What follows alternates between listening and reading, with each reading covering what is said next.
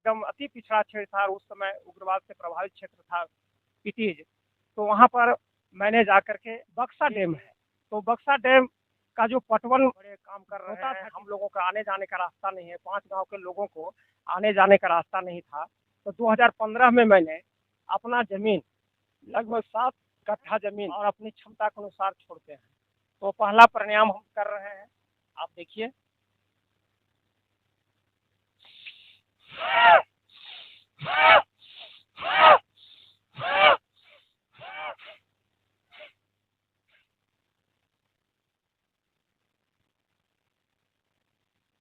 नमस्कार, आप देख रहे हैं तूफान समाचार।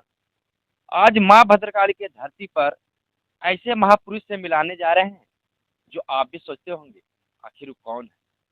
जी हाँ, आपने सही सुना है। जिनका कार्य क्षेत्र में, समाज सेवा क्षेत्र में अद्भुत रहा है, उनकी प्रेरणा पूरे देश में एक नई जागृति पैदा हो सकती है। तो आइए उन्हीं से मिलाते हैं और उन्हीं से जानने का प्रयास करते हैं। तो आइए इन्हीं से सारी बातें जानते हैं। सर, आपका परिचय क्या हुआ? मेरा परिचय, मैं तो शंकर रामचंद्रवंशी के नाम से जाना जाता हूँ, और आज पूरे क्षेत्र और देश में मैं योग गुरु सन्यासी शंकर राम के नाम से जाना जाता हूँ। सर, आपका ये पूरा क्षेत्र में चर्चा का विषय है, इसके पीछे राज क्या है सर, ये बताइए। देखिए, सत्य शाश्वत है, सत्य हमेशा शाश्वत है, और हमेशा सत्य की विजय होती है। मैं बचपन से ही आध्यात्मिक वातावरण में मुझे मौका मिला जीने रहने का। तो इसका परिणाम ये हुआ कि मेरे अंदर में शुरू से सेवा, करुणा, दया का जो भाव था मेरे अंदर में आया। तो जब मैं 10वीं क्लास में पढ़ता था, उसी समय से मैं कुछ सोचने लगा कि मुझे कुछ अच्छा करना है। इसी में से मैं रांची कॉलेज, रांची से स्नातकोत्तर किया। फिर वहाँ से मैं सिविल सेवा के लिए दिल्ली गया कि मैं देश के लिए कुछ काम करके दिखाऊंगा। लेकिन हुआ क्या कि परमात्मा का कुछ लीला अजब होती है, गजब होती है, वो आप सब जानते हैं। तो परमात्मा ने मुझे कुछ अलग तरह का काम करने के लिए सोच रखा था। तो मैं वो सही जो हमारा सोच था उसके अनुसार स्थान नहीं मिलने के कारण मैंने सोचा कि मुझे अब इस क्षेत्र में काम नहीं करना है, मुझे कुछ देश की जो आधारभूत समस्या है उस पर काम करना है। तो मैं दिल्ली से सीधे चला गया हरिद्वार, ऋषिकेश। वहाँ पर स्वामी राम सुखदास जी थे, उनसे बातचीत किया मैंने। उन्होंने कहा, बेटा तुम जाओ और देश के लिए कुछ, ये ऑफिसर बन करके या नौकरी करके तो सब लोग पेट पाल लेते हैं, लेकिन तुम कुछ अलग काम करने के लिए आए हो, तुम जाओ। तो मैं वहाँ से लौटा और फिर मैं अध्यात्म और योग, आयुर्वेद, शिक्षा के क्षेत्र में मैं काम करने लगा। तो उसके बाद में 1999 से मेरा कार्य प्रणाली शुरू हुआ। अब एक एक करके मैं बता सकता हूँ। जैसे आप देखिए, 2000 2000 में मैंने सबसे पहले देखा कि किसानों की जो समस्या है, वो किसान बहुत लाचार हैं। इनका कोई जो है सो आधारभूत जो है कि कृषि का कोई मतलब कि साधन नहीं है। तो यहाँ पर मेरे क्षेत्र में बक्सा डैम है। तो बक्सा डैम का जो पटवन होता था किसानों का, तो एक तो पानी का वहाँ साधन, और किसान को समय पर पानी नहीं मिलता था, और उसके बाद में इन पर रेंट आता था। किसान बहुत त्राहिमाम थे। तो मैंने कहा कि भाई इस तरह का तो अन्याय नहीं चलेगा। तो मैं अधिकारियों से मिला और किसानों को एकत्रित किया, 50 गाँव को, और मैंने कहा कि भाई आप लोग चलिए सेवा का काम करें। तो पूरा बक्सा डैम से लेकर के चौपारण क्षेत्र है, लगभग 20 किलोमीटर एरिया में मैंने डैम को साफ कराया, सैकड़ों आदमियों को लेकर कई दिनों तक, और फिर पानी लाया खेत में। किसान लोगों को कुछ खेती का काम बढ़ा, और उसके बाद में जो रेंट जो अनाप शनाप लगता था उसके लिए भी एसडीओ से बात किए। और उसके बाद उन लोगों का ऋण भी माफ 5 लाख करवाया, जिसका पेपर मीडिया में सब आते रहा है। उसके बाद किसान सेवा संघ बनाया, एक कोष मैंने बनाया, और उस कोष के माध्यम से किसानों को आर्थिक रूप से मजबूत करने का और सामाजिक रूप से भी उनके जो समस्याएं थे उनको दूर करने का मैंने काम किया। और उसके बाद फिर मैंने 2000 के बाद में, देखिए, मेरे अंदर में था कि मैं जो शिक्षा प्राप्त किया हूँ, तो एक क्षेत्र है एकदम अति पिछड़ा क्षेत्र था, उस समय उग्रवाद से प्रभावित क्षेत्र था, पिटीज। तो वहाँ पर मैंने जा कर के एक ये हाई स्कूल, खास करके बच्चियों के लिए, जो उस समय गांव से एक भी बच्ची शायद स्कूल आना नहीं चाहती थी, या उनका साधन नहीं मिलता था, स्कूल नहीं था, 15 किलोमीटर की दूरी पर स्कूल था। तो वहाँ पर स्थापित करके सैकड़ों बच्चियों को मैंने फ्री सेवा दे करके और लोगों का सहयोग लेकर के मैंने मैट्रिक पास करवाया, स्कूल का एप्लीकेशन दिलवाया, और मैं खुद सेवा दिया उसमें। तो हाई स्कूल की भी स्थापना किया। उसके बाद में मुझे लगा, क्योंकि मैं शुरू से ही दिल्ली में जब था, आईआईटी में कैंपस में रहता था, तो उस समय हरिद्वार से एक संत आते थे, लोग आयुर्वेद और योग पर बहुत अच्छा मतलब उनका पकड़ था। तो मैं शुरू से ही लगभग 1992 से ही मुझे योग और आयुर्वेद पर उनके प्रभाव से मेरी रुचि बढ़ गई थी। तो मैं योग का भी साधना कर रहा था। और उसके बाद में आया तो 2011 में आपका परसौनी गेट है एक जगह, वहाँ पर 10-20 गांव के लोगों को मैं एक योग केंद्र खोल करके, योग शिक्षण केंद्र का नाम दे करके मैंने यहाँ पर योग शिक्षण केंद्र चलाया, जिसमें सैकड़ों लोग आते जाते रहते थे। उनको फ्री हम सिखाते थे, या लोगों को सिखाने के बाद फिर मैं केंद्र चलाया बहुत जगहों। उस तरह से मैं करते रहा। उसके बाद में इसी तरह से मुझे लगा कि भारतीय संस्कृति के आधार पर एक शिक्षा का एक केंद्र होना चाहिए, क्योंकि ये क्षेत्र में तो स्कूल अंग्रेजी और कॉन्वेंट स्कूल तो खुल रहे हैं, लेकिन वो भारतीय शिक्षण जो हमारे गुरुकुल पद्धति थी उस पर बच्चों का एक नया मतलब शुरुआत किया जाए, जिसमें कि कुछ भारतीय संस्कृति और भारत का जो अध्यात्म का जो शक्ति है उसका कुछ मैसेज समाज में जाए, कुछ लोग उससे आगे बढ़े। तो इसके लिए मैंने राधे चंद्र गुरुकुल पाठशाला 2014 में खोला, और यहाँ पर गरीब से गरीब बच्चों को, खास करके वो हरिजन और जिसको कहे जाते हैं जिनका कोई भी देखने असहाय लोग थे, जिनके बच्चे जिनका जो बच्चे असहाय थे, उन लोगों के लिए मैंने खास करके चलाया, और वो चलते भी रहा, बहुत अच्छा से चल रहा है। और इस तरह से जब हम इस क्षेत्र में उतरे तो बहुत सारे चीज़ें जो हमारे सामने आती थी, जैसे हमारे पिताजी और हमारे दादा जो थे, तो इस क्षेत्र के बहुत ही गणमान्य लोग में आते थे। तो सब लोगों ने हमारे पास आया कि सन्यासी जी, आप तो इतने अच्छे बड़े काम कर रहे हैं, हम लोगों का आने जाने का रास्ता नहीं है, 5 गांव के लोगों को आने जाने का रास्ता नहीं था। तो 2015 में मैंने अपना ज़मीन, लगभग 7 कट्ठा ज़मीन दे करके, अपना पुश्तैनी ज़मीन दान दे करके, पंचायत के 5 गांव जैसे श्रीमतपुर, कंटाही चक, कुरजून, लीटा, धारपुर गांव की जनता को सीधा संपर्क मार्ग मैंने बनवाया अपने से, और इन गांव के लोगों को आने जाने की सुविधा प्राप्त हुई। उसी तरह से मैंने बहुत सारा काम किया है कि दहेज प्रथा, उसके बाद में आपका जो है नशा पान के लिए मैं युवा लोगों से प्रेरित, उन लोगों को कर करके एक संगठन बना करके मैं गांव-गांव में घूम करके लोगों को, एक भाई इसका थोड़ा-सा मतलब कि समाज में कुछ तो कमी होगा। तो इस तरह से मैं करते रहा, और आज भी मैं इस तरह से कर रहा हूँ। और 2017 में कुछ लोग मेरे साथ जुड़े, और उन लोगों ने कहा कि गुरुजी आप जो हैं सो एक संस्था बनाइए। तो मैंने अपना भारत विकास नाम का एक संस्था बनाया, जिसमें बृहद स्तर पर मेरा कार्य चल रहा है, जिसमें नशा पान, दहेज प्रथा, नारी उत्पीड़न एवं भ्रष्टाचार जैसे समस्या पर हम लोग, ज्वलन समस्या पर हम लोग काम कर रहे हैं, और खास करके आयुर्वेद और स्वास्थ्य के क्षेत्र में भी मेरा काम चल रहा है। सर, इतना सामाजिक कार्य करने के बावजूद भी आप मीडिया में छाए नहीं हैं, इसके पीछे कारण क्या है? देखिए, मीडिया में छाना ना छाना हमारे लिए कोई मायने नहीं रखता है। मैं काम करने में विश्वास रखता हूँ। सत्य और शाश्वत जो है, एक ना एक दिन सच्चाई आएगी, और एक सच्चाई जो होती है वो समाज का वो सत्य को और समाज के लिए प्रेरणा होता है। अगर आज मीडिया में आप हमको ले आइएगा, मैं दिखावा करके कुछ आपको दिखा दूँ, उससे कुछ होता नहीं।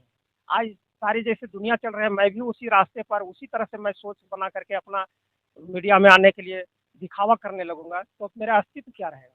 आज तो इसी चीज़ को मुझे हटाना है कि जिस तरह से आप देखिए, धरती घूम रही है, कोई देखता नहीं, लेकिन सूर्य जो है सो इधर से उधर पूर्व से पश्चिम जा रहा है, सब लोग देख रहा है। मेरा काम इसी तरह से है। एक दिन सच्चाई आएगा, पूरे भारतवर्ष में जो स्थिति है आप देख लीजिए, पूरे भारतवर्ष क्षेत्र में, चाहे सामाजिक सेवा का क्षेत्र हो, राजनीतिक सेवा का क्षेत्र हो, धार्मिक क्षेत्र सेवा, ये सब में बहुत सारा जो है सो अंधविश्वास, कर्मकांड और बहुत सारे जो है सो समझिए कि एक तरह से परत डाल दिया गया है जो सच्चाई को सामने नहीं आ रहा है। तो मैं चाह रहा हूँ कि पूरे देश में इस तरह का एक वातावरण बने, जो सही लोग हैं, जो सही काम करना चाहते हैं, जिनके अंदर में श्रद्धा, सेवा और राष्ट्र के प्रति प्रेम है, वो सारे लोगों का एकत्रित किया। तो मैंने बहुत सारे जो रिटायर आईएएस हैं, बहुत सारे चिंतक लोग हैं, बहुत समाजसेवी लोग हैं, उनसे मैं ही भारत एक मंच बनाया और उसका जो है सो बहुत बड़ा काम इस देश में होने जा रहा है, जिसमें राजनीतिक क्षेत्र से लेकर के और ये जो है सो समाज सेवा के क्षेत्र में एक बहुत बड़ा क्रांतिकारी परिवर्तन होने वाला है। सच्चाई को आप जानिएगा, आज न कल ये सच्चाई आपके देश में होने जा रहा है और सारे लोग ये दिखावा और ये लोगों के प्रति जो चल रहा है कि हम बढ़ें, लेकिन बढ़ने का तो तरीका जो हमारे अध्यात्म बोला बोले हेयम दुखम अनागतम, कि आने वाला जो दुख है उसको हम तभी दूर कर सकते हैं जब आपके अंदर में सत्य और शाश्वत का सेवा का भावना हो, आपके अंदर में वो परिश्रम और पुरुषार्थ हो, लोगों के प्रति दया और सेवा का भाव हो, तभी आप समाज के लिए कुछ कर सकते हैं। योगा करके दिखाइए ताकि लोगों को प्रेरित हो और उनको इससे समझ में आए और लोग करें। योगा करने से क्या उनको बेनिफिट है, क्या नुकसान है, ये सर बताइए। देखिए, अभी तो आप ऐसे समय में आए हैं, ऐसे तो आपका जब आदेश है तो मैं तो कुछ करके आपको बताऊंगा, लेकिन अभी योग का समय नहीं है, अभी थोड़ा भोजन भी कर लिया है, लेकिन फिर भी मैं आपको करके कुछ बताता हूँ। योग ही जीवन है, मेरा एक ही शब्द कहना है, योग ही जीवन है। योग के बिना हमारा जीवन जो है सूखी नदी के समान है। जिस तरह से नदी तो है, लेकिन नदी में जल नहीं है, तो उस नदी का अस्तित्व नहीं है। तो उसी तरह से हमारे ऋषियों ने जो हजारों वर्ष से है ना योग का जो पतंजलि भगवान ने आविष्कार किया, वो शाश्वत सत्य को इस धरती पर जो सारी अच्छाई को करने की जो शक्ति आप में आ गई, वो केवल और योग से, योग ही जीवन है। जो भी आप काम खाते पीते उठते बैठते चलते फिरते जितना भी कर्म आप करते हैं सभी योग है। तो योग को भारत में, जब भारत जो विश्व शक्ति था, विश्व गुरु था, जो हम लोग इतिहास में पढ़ते हैं और आज एक स्लोगन दिया जा रहा है, तो वो भारत कैसे था? यही योग और अध्यात्म की शक्ति पर भारत जो है सो विश्व गुरु और महाशक्ति था। तो हम लोग जो उस परंपरा को, उस शक्ति को पुनः स्थापित करने के, भारत की आत्मा धर्म है। भारत को राजनीतिक स्तर पर कभी भी विश्व गुरु या महाशक्ति नहीं बनाया जाए। जब भी भारत बनेगा तो अध्यात्म के शक्ति पर ये जो है सो विश्व गुरु और महाशक्ति बन सकता है। तो हम लोगों ने एक जो प्रयास किया है शुरू से अध्यात्म और योग के बारे में, तो इसमें सच्चाई ये है कि आज के डेट में बहुत सारे योग गुरु हैं, बाबा रामदेव से लेकर के पूरे देश में हो रहा है। लेकिन मैं तो आप बता सकता हूँ, जिस समय बाबा रामदेव का वही दुनिया में कोई नहीं जान रहा था, उस समय से भी लोग इस धरती पर और भारत में चारों तरफ था, लेकिन उन्होंने योग को घर घर तक पहुंचाने का एक जागृति पैदा करने का काम किया है। उनके लिए भी उनको हृदय से धन्यवाद और नमन करते हैं। लेकिन हम लोगों का भी योगदान जो है, अपने जो पुरुषार्थ है, जो अपनी क्षमता है उसके अनुसार कर रहा हूँ। मैं अपने आप से बहुत अपने आप में संतुष्ट हूँ कि मैं जन्म लेकर के इस भारत की धरती पर मैं कुछ तो कर रहा हूँ। देखिए, पहला प्राणायाम जो है सो भस्त्रिका प्राणायाम है। तो भस्त्रिका प्राणायाम हम लोग लंबी गहरी सांस लेते हैं और अपनी क्षमता के अनुसार छोड़ते हैं। तो पहला प्राणायाम हम कर रहे हैं, आप देखिए।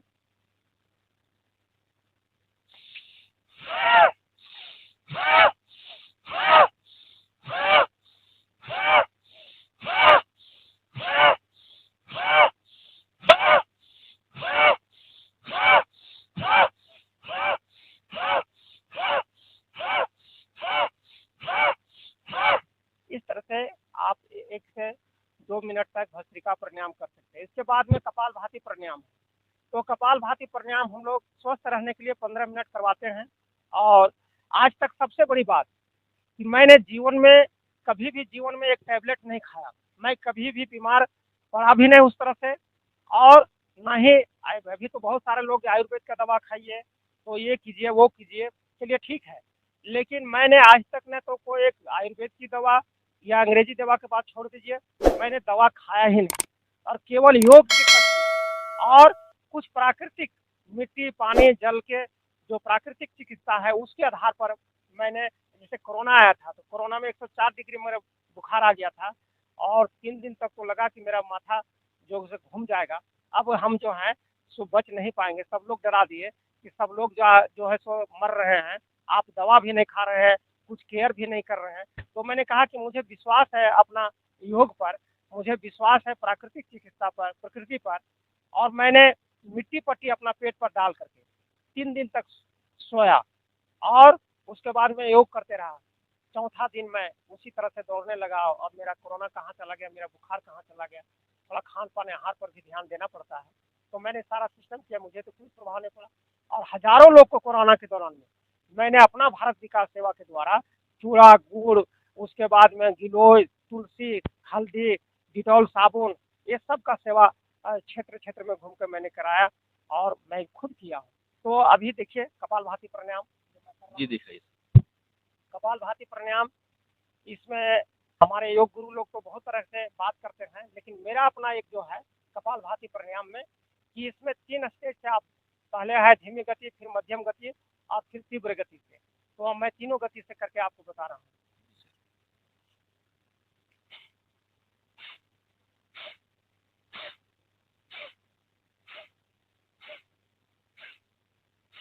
इसके बाद में थोड़ा सा ऐसा मध्यम गति और बहुत स्पीड में, 100 के स्पीड में। तो ये 15 मिनट तक अगर आप करते हैं तो एकदम फिट रहेंगे। आपका जितना भी जो सिस्टम है, आपका किडनी है, लीवर है, आपका आंत है, या जितना भी सिस्टम है आपका पेट का, कोई प्रॉब्लम हो ही नहीं सकता है। आज तक तो मेरा पेट कभी खराब हुआ ही नहीं। मेरा सुडौल शरीर देखिए, मैं 5 किलोमीटर दौड़ता हूँ और एकदम 12 घंटे तक मैं काम करता हूँ और 4 घंटे रात में मैं पढ़ता भी, स्टडी करता हूँ। मैं पुस्तक लिख रहा हूँ, भारत को जानो। तो इसको आप जब आएगा, आपका प्रेस से निकलेगा, तो सब लोगों को पता चलेगा कि आखिर मैंने क्या भारत को जाना है। सर, अभी के दौर में लोगों को क्या संदेश देना चाहते हैं और क्या बोलना चाहते हैं योगा को लेकर?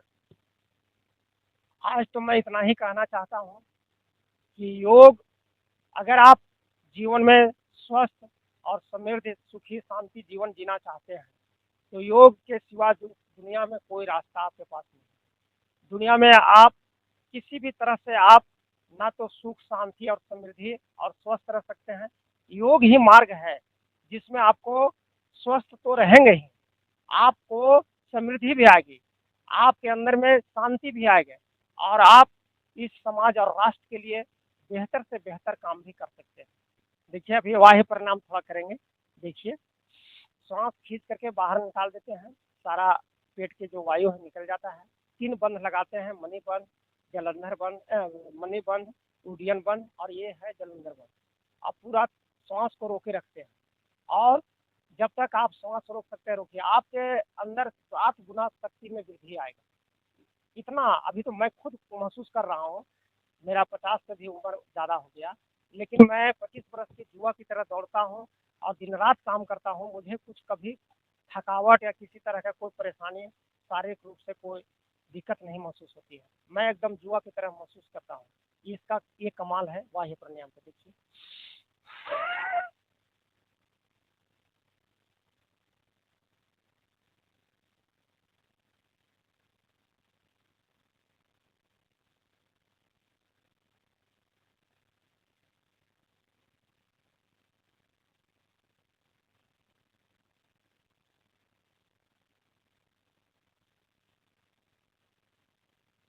उसके बाद इसी में एक अग्निसार प्राणायाम, तो अग्निसार प्राणायाम में भी आप श्वास को बाहर निकाल देते हैं और एकदम होल्ड किए रहते हैं, ना श्वास लेते हैं ना श्वास छोड़ते हैं, केवल पेट को आगे पीछे घुमाने का प्रयास करते हैं। अभी तो थोड़ा भोजन हो गया है, सवेरे सवेरे तो बहुत लगता है जैसे हवाई जहाज का पंख हिल रहा है।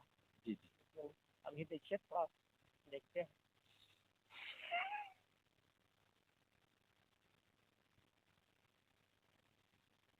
तो देखिए सीधे सर दिखा रहे हैं योगा कर कर।